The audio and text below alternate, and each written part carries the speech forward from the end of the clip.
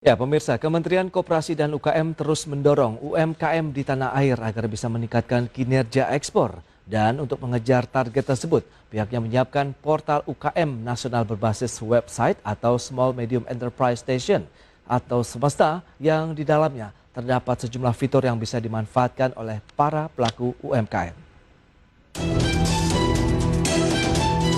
Kementerian Koperasi dan UKM terus mendorong UMKM di tanah air agar meningkatkan kinerja ekspor.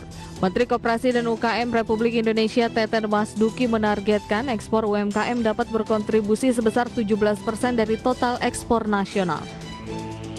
Untuk mengejar target tersebut, pihaknya menyiapkan portal UKM nasional berbasis website atau yakni Small Medium Enterprise Stations atau Semesta. Ini dalamnya terdapat sejumlah fitur yang bisa dimanfaatkan oleh para pelaku UMKM. Adapun tujuan portal UKM nasional ini salah satunya untuk menyediakan informasi terkait pendaftaran usaha, perizinan, sertifikasi, pelatihan, akses pasar, hingga pembiayaan. Selain itu, Semesta juga akan membangun ekosistem UKM, memperkuat jaringan serta database atau e-katalog, mitra dukungan ekspor UKM, serta mendukung verifikasi dan validasi informasi UKM ekspor beserta mitra pendukung ekspor. Kementerian Koperasi dan UKM hari ini diharapkan dapat membuka peluang pangsa pasar baru bagi UMKM. Selain itu, melalui Semesta, UMKM dapat memperoleh informasi mengenai program perluasan akses pasar, pelatihan, pembiayaan, perizinan, dan standarisasi persyaratan dan kriteria ekspor-impor, market intelligence, dan peluang usaha di beberapa negara.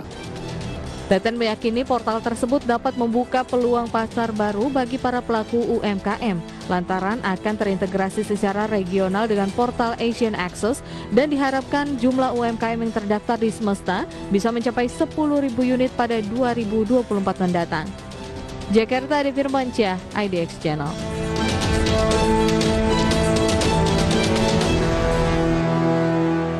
Ya, pemirsa, untuk membahas tema berikutnya yang menarik yakni pacu UMKM ekspor produk unggulan Indonesia, kita sudah tersambung bersama dengan Ibu Sarmila Yahya. Beliau adalah Ketua Komite Tetap Kewirausahaan Kadin Indonesia. Selamat pagi, Ibu Sarmila. Selamat pagi. Ya, apa kabar Ibu? Salam sehat. Salam sehat, salam luar biasa buat kita semua. Yes, langsung saja kita akan mereview nih. Di tengah pandemi COVID-19 yang masih terus berlangsung, kemudian beragam kebijakan yang sudah ditelurkan oleh pemerintah untuk mendukung sektor UMKM yang menjadi penopang perekonomian Indonesia. Update dong Bu, bagaimana dengan kondisi UMKM kita terkini? Alhamdulillah, dalam suasana COVID-19 di akhir tahun 2021 ini, gairah daripada UMKM mulai meningkat ya Bapak Ibu sekalian. Alhamdulillah, saya melihat sendiri pemerintah bersungguh-sungguh khususnya untuk meningkatkan ekspor, segala daya upaya diupayakan untuk bisa betul-betul menggalakkan ekspor. Terutama dari Kementerian Koperasi dan UKM ini, mereka banyak sekali berkunjung kepada koperasi-koperasi ataupun para produsen-produsen daripada produk-produk unggulan yang nantinya akan dipromot untuk bisa ekspor begitu. Jadi geliat untuk bangkit kembali ini udah mulai menggeliat Pak di suasana untuk UMKM. Oke, on the track berarti ya dari proses pemulihan kinerja maupun aktivitas UMKM di Indonesia. Lantas bagaimana dengan beragam stimulus tadi? Apakah ini sudah cukup untuk mendorong laju pertumbuhan UMKM kita atau sebenarnya masih ada yang dinantikan begitu oleh teman-teman UMKM? Iya Pak, masalah yang disampaikan oleh Pak Teten tadi dan solusi yang sudah diberikan sangat komprehensif dan buat saya itu sesuatu yang sangat membantu jikalau semua stakeholder merasa itu bagian daripada kebersamaan not only dari Kementerian UMKM dan Koperasi saja. Karena untuk peningkatan ekspor ini banyak aspek atau banyak kementerian dan lembaga yang terkait. Oleh karena itu sinergi dan berkolaborasi antar departemen, antar lembaga, antar kementerian. Ini harus membuat satu pokja tersendiri dan berkolaborasi bersama di antara mereka gitu. Nah, seringnya egosentris dari setiap kementerian ini sendiri-sendiri nih Pak. Nah, ini kita lihat aja nanti dalam prosesnya ini gimana dalam pelaksanaannya ya Pak ya. Padahal Presiden sudah sering kali mengungkapkan bahwa kita harus menyingkirkan ego sektoral, egosentris dan lain-lain begitu untuk mendukung secara keseluruhan begitu ya ekonomi Indonesia bisa lebih bangkit lagi di tahun ini dan juga tahun depan begitu. Nampaknya itu yang masih menjadi pekerjaan rumah menurut Anda Bu Sarmila. Iya betul sekali karena saya melihat ekspor ini tidak hanya bisa diselesaikan oleh kementerian dan lembaga saja, tetapi seluruh stakeholder bangsa ini juga harus ikut bersama-sama, termasuk negara-negara tujuan ekspor kita juga harus teman-teman yang ada di sana juga harus terlibat begitu, misalnya dari diaspora ya dari teman-teman diaspora, ITPC, departemen kementerian, duta besar, para atase perdagangan, semua harus terlibat dalam satu itu. Saya mengusulkan ada satu pokja khusus sinergi untuk membuat ini menjadi satu kesatuan gitu, terintegrasi dalam satu badan atau dalam satu ekosistem yang dibangun betul-betul untuk keberhasilan daripada proyek ekspor ini gitu. Ya dengan tadi beragam bottleneck yang masih terjadi dari UMKM nasional, Anda melihat bagaimana target dari Kementerian Koperasi dan UKM untuk target ekspor ya di tahun ini 17%. Ini bisa terrealisasi atau bagaimana? Kalau saya bilang kalau hanya diandalkan daripada UMKM-nya bekerja sendiri tanpa dukungan dari seluruh stakeholder, saya pesimis ya Pak. Saya nggak yakin ini bisa dalam tahun ini 17%. Tetapi karena saya melihat dari hasil kita yang hari ini itu belum mencapai 10%, masih 1 digit gitu loh Pak realisasinya ya Pak ya. 9%-an lah berarti ya Bu? Iya gitu. Jadi nggak mungkin 1 digit tiba-tiba dalam sunglap itu ya dalam suatu waktu sekaligus kayak membalik telapak tangan dalam waktu angka itu, dan ini mesti dibikin term per quarter gitu loh Pak. Kalau buat saya dari yang tadi disampaikan Pak Teten sangat komprehensif tadi, itu tolong kalau bisa itu langsung langsung dikerjakan bersama-sama. Kita bisa evaluasi nanti per quarter berikutnya di dalam di 2022 kita bisa lihat per 4 bulan berikutnya kita baru bisa sama-sama evaluasi nih Pak berdua nih kita. Itu yang diharapkan adanya pokja tadi kali ya Bu ya? Iya, saya sih pengennya dibuatlah satu ekosistem kebersamaan ya antar lembaga dan kementerian untuk memang semuanya berkolaborasi, jangan sendiri-sendiri dan manajemennya masing-masing. Nah, kalau sendiri-sendiri ini yang parah ini. Jadi masing-masing keluarin uang sendiri-sendiri, keluarin budget sendiri-sendiri, akhirnya capaian targetnya nggak mencapai. Tadi Pak Teten sih sebenarnya minta cuma 10.000 unit ya yang bisa ekspor ya. Nah hari ini untuk mencapai 10.000 unit itu kita belum dengar juga produk unggulan apa yang dibantu pemerintah untuk ekspor. Karena di beberapa negara seperti Vietnam, Thailand yang saya lihat ya yang UKM-nya begitu menggeliat di dunia, itu mereka banyak sekali stimulus-stimulus yang diberikan pemerintah untuk para pengusaha ekspor, terutama yang bergerak di bidang food gitu ya, karena dengan makanan ini orang bisa memberikan culture budayanya terlihat dari makanan. Jadi yang paling gampang itu diekspor sebenarnya makanan ya, paling mudah gitu loh. Jadi kayak misalnya food, buka restoran atau di mana-mana itu Vietnam sama Thailand hampir di semua negara dunia mereka punya restoran yang memang dibantu pemerintah Pak untuk sewa tempatnya kah, atau ada bahan baku yang dibantu dalam beberapa hal seperti itu. Dan yang pasti permodalannya juga dibuat stimulus khusus. Nah sekarang ini orang mau ekspor itu PR besar pun di transaksional permodalannya itu, karena tidak semua orang bisa nerima LC. Dan LC daripada buyer yang di luar pun harus ada tim yang melihat itu gitu.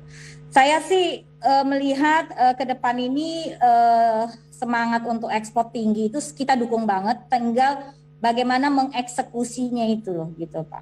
Eksekusinya Oke. ini yang paling penting buat kita. Ya, menarik kalau kita bicara mengenai isu UMKM ini kan sudah menjadi isu nasional yang dibahas terus-menerus dari tahun ke tahun begitu. Tapi Anda menyatakan sebenarnya masih ada satu permasalahan klasik begitu nampaknya di Bu Sarmila.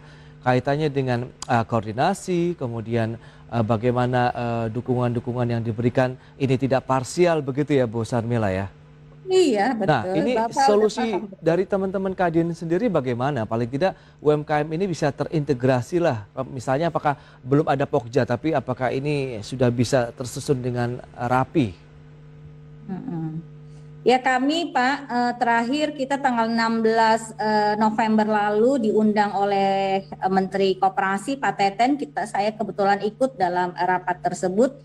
Kita melihat sekali, jelas sekali masih belum menyatunya sinergi dari seluruhnya. Oke. Oleh karena itu suka tidak suka, mau tidak mau Kadin harus mengambil peran dalam arti tidak bisa seluruh UKM yang kita uruskan ya Pak. Jadi ada beberapa produk-produk yang coba kita kuatkan.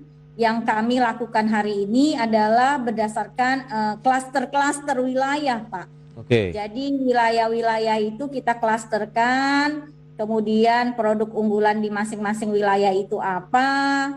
Nah kami kemarin juga udah mengasumsikan bahwa yang bisa ekspor ini ada kelas menengah ke atas Pak. Nggak bisa yang namanya UMKM kelas menengah ke bawah itu diminta untuk ekspor.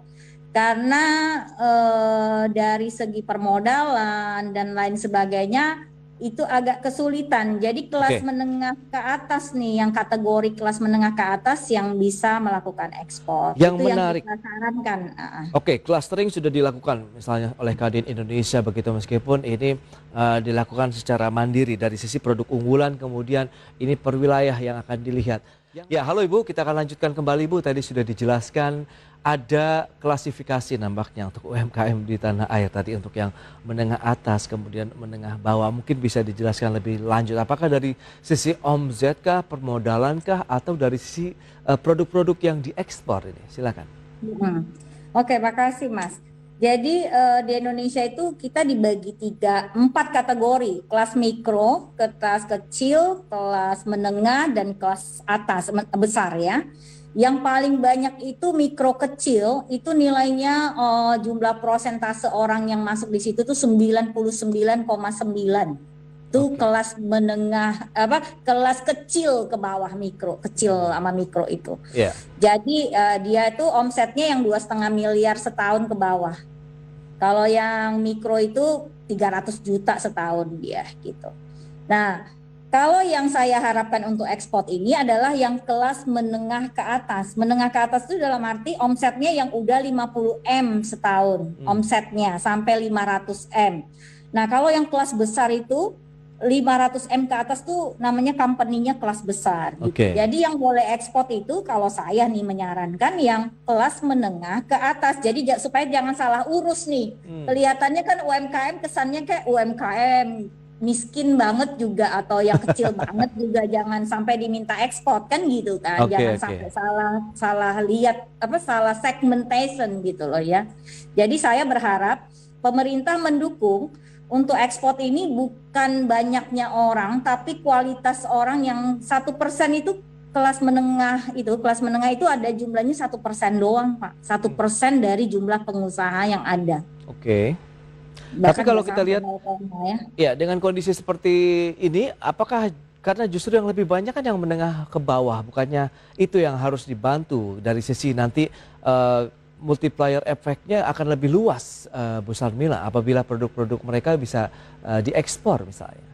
Nah makanya tadi kita sebenarnya fungsi bapak angkat atau kemitraan antar perusahaan itu menjadi penting. Yang kecil-kecil ini kita klasterin, mereka memasok kepada perusahaan kelas menengah. Nanti eksportir itu adalah dari perusahaan kelas menengah itu yang ekspor ke dunia gitu loh. Pengennya kita seperti itu baru benar. Jadi yang kecil-kecil ini dia misalnya anggaplah dia mau ekspor salak lah, misalnya buah salak. Yang satu yang kecil-kecil ini ada yang sehektar, ada yang 0,5 hektar, ada yang 0,25 hektar. Tetapi pengumpulnya itu adalah yang kelas menengah ini gitulah. Nah, nanti kelas menengah inilah yang secara bulk atau secara agregat itu yang melakukan ekspor kepada negara dunia. Nah, harusnya sekarang ini kita harus tidak lagi yang kecil-kecil. Nah, sekarang ini kan program ekspor siapa aja disuruh minta ekspor loh, Pak. Aku melihatnya seperti Iya, itu. iya. Ya, karena dengan adanya portal UKM nasional berbasis website atau SME ini kan yang sudah diterbitkan oleh Kemenkop UKM, memang ini siapa saja bisa Iya, betul. menggunakannya begitu, Siapa Bu. aja bisa masuk. Jadi Nah, nanti jumlah orang banyak banget yang bisa masuk, tapi hasilnya kagak jelas. Jadi kayak pengumpulan data doang gitu kan. oke. Database aja sih nggak apa-apa. Kalau niatnya untuk ngumpulin data ya welcome. Kita sapa aja, kita welcome kan. Kita senang aja gitu, makin banyak datanya. Cuman yang penting efektivitas, kayak Bapak tadi udah sampaikan juga. Kita kok kayaknya udah berapa 25 tahun kayaknya ya semenjak reformasi ini ya. Cerita ekspor ini kok nggak goyang-goyang juga gitu loh. Sama aja dengan yang 25 tahun yang lalu gitu kan. Belum berdampak secara korelasi nyata lah gitu ya. Sementara kita juga harusnya tidak hanya semata-mata mikirin ekspor. Kalau saya sih substitusi import juga harus kita pikirkan gitu loh. Oke. Yang selama ini import juga menjadi PR kita kan gitu. Nah, langkah strategis mungkin jangka pendek yang harus dikejar apabila nanti efektif gitu. Karena kan memang UMKM sudah menjadi andalan dari pertumbuhan ekonomi nasional dan diharapkan naik kelas dengan melakukan eksportasi ke luar negeri, tentu harus segera didukung juga dong dengan kesiapan produk, SDM kita maupun pelaku UMKM-nya, Bu Sarmila. Ya, saya saran sih yang pasti tadi nomor satu, saya minta pemerintah jadi satu kesatuan antar semua kementerian, lembaga, dan stakeholder seluruh terkait jadi satu. Ya. Jadi kalau bicara ekspor satu tim gitu loh, jangan banyak tim, itu satu supaya kayak sekarang pengatasan COVID-19 kan satu tuh dipimpin oleh misal Pak Luhut gitu kan, jadi semua aja berkoordinasi dengan satu gitu kan. Kalau sekarang kan banyak bosnya nih, kalau untuk ekspor belum ada yang kayak Pak Luhut satu gitu yang ngurusin. Oke. Kalau COVID kan jelas tuh ya, bosnya misalnya satu Pak Luhut, udah semua ikut sama Pak Luhut gitu kan. Kalau sekarang kan Menteri Perdagangan ngurus, Menteri Koperasi ngurus, Menteri apalagi namanya yang urusan bea cukai itu, keuangan juga ngurus, ya kan, semua ngurus masing-masing kan. BKPM ngurus juga sendiri, ya udahlah semua ngurus-ngurus gitu. Nah itu dia, berarti memang harus ada pengklasifikan dan mungkin pengkerucutan dari beragam kebijakan kemudian pada saat prakteknya di lapangan sehingga misalnya memang fokuskan kepada satu lembaga atau satu badan, Anda melihat ini lebih efektif begitu, Bu? Betul, betul. Jadi penganggarannya juga nggak kesana kesini kan, Pak. Betul. Saya setuju itu. Saya minta satu kementerian siapa sih yang ngurusin ekspor, dia aja leading sektornya beliau gitu kan. Nanti kita dukung ke situ semua gitu. Loh, kan selama supaya ini tertib lah, supaya selama ini sendiri-sendiri, Pak, nggak jalan ini, masih sendiri-sendiri. Apakah ini akhirnya juga berpengaruh terhadap kebijakan-kebijakan yang dikeluarkan karena tadi cukup banyak juga pihak yang mungkin memang karena perhatian yang diberikan oleh pemerintah juga cukup kuat terhadap UMKM, jadi banyak pihak juga yang ingin berkontribusi misalnya. Iya betul. Jadi mau nggak mau nanti Kementerian Perdagangan buat kebijakan sendiri, Kementerian ini buat kebijakan sendiri, itu sendiri. Jadi kadang-kadang antar kementerian tidak jadi satu kesatuan ya, kalau aku lihatnya sih gitu. Tapi yang penting sekarang kalau saya lihat nih ya, per hari ini kita bicara nih Pak berdua nih, ini Menteri Perdagangan lagi looking untuk pasar-pasar baru ekspor.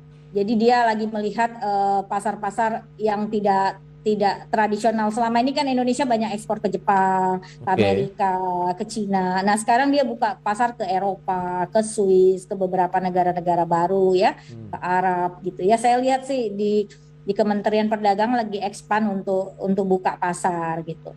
Nah yang di Kementerian Koperasi lagi ngurusin siapa nih UKM yang mau didukung untuk ekspor gitu kan, lagi dikumpulin jumlah orangnya sebanyak-banyaknya sama produk-produknya apa-apa aja gitu, Nah, lagi itu kan mendata lah bisa gitu. dong Bu kalau misalnya disinergikan data-data tadi begitu apabila Iya, itu Kemenkop yang sudah aku minta. mengumpulkan Yuk data. kita sinergikan. Iya, Hmm. ayo kita sinergikan. Cuman siapa yang ngejahitnya sinerginya? Mungkin IDX Channel yang bisa mensinergikan.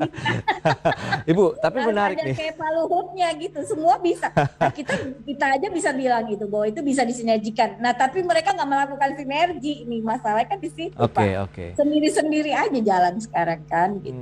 Itu dia. Mungkin mesti menunggu arahan yang lebih tegas lagi dari Presiden Jokowi nih kaitannya dengan UMKM kita. Tapi kalau kita lihat dari secara keseluruhan, produk-produk unggulannya ini jadi belum terjawab juga. Apa sih sebenarnya yang bisa diterima oleh market di pasar internasional? Perhiasan, Indonesia tuh jago di perhiasan. Tuh paling gede sekarang, Bapak boleh cek di perdagangan tuh, selain tekstil, alas sepatu, perhiasan itu bagus di dunia. Indonesia tuh bagus. Oke. Satu. Yang kedua, kemudian fashion muslim ya, fashion muslim itu laku. Di Malaysia itu kalau kita pergi ke pasar coket tuh, satu Malaysia itu kerudungnya dari Indonesia tuh Pak, dari Padang, dari mana-mana tuh saya ngeliat sendiri kan, dari Tasik gitu ya. Satu pasar coket di Malaysia itu, satu pasar itu semua barang Indonesia tuh, kalau kita belanja di sana itu bagus banget tuh ya. Oke. Tasik dari Sumatera Barat itu banyak banget. Nah, kemudian yang saya lihat lagi adalah makanan ya Pak. Food itu banyak banget sebenarnya yang bisa kita kerjain. Jadi 3 unggulan itu menurut saya yang UKM ya, yang memang UKM juga banyak di situ. Perhiasan, kemudian fashion, kemudian food, dan bahkan furniture itu laku banget di luar negeri itu barang-barang. Dan selama ini dari 3 komoditi UMKM yang menjadi andalan ekspor, perhiasan, fashion, makanan, dan mungkin ini beverage lainnya, Anda melihat lebih kepada akhirnya ini jalan-jalan sendiri atau tetap dikoordinasikan di Kementerian Koperasi dan UKM, atau mungkin ada kementerian lain juga misalnya? Iya, kementerian lain juga. Jadi UKM itu Pak, kita tuh, saya jujur aja, saya kan salah satu ketua untuk ngurusin UKM ya. Iya. Nah, saya ketua umumnya. Saya diundang dari Menteri Perdagangan. Besok saya diundang dari Menteri Koperasi. Besok saya diundang lagi sama BPN, Badan Ekspor Nasional itu. Besok iya suka-suka, jadi mereka undang sendiri. Nah, kenapa tidak Ibu sampaikan saja waktu pertemuan-pertemuan itu, Pak, udah dijadiin satu aja nih, siapa yang megang misalnya? Tapi kan yang mimpin Pak Teten, kita nggak berani ngomong lah ya, kita diem aja lah. Berarti sebenarnya nanti, oke.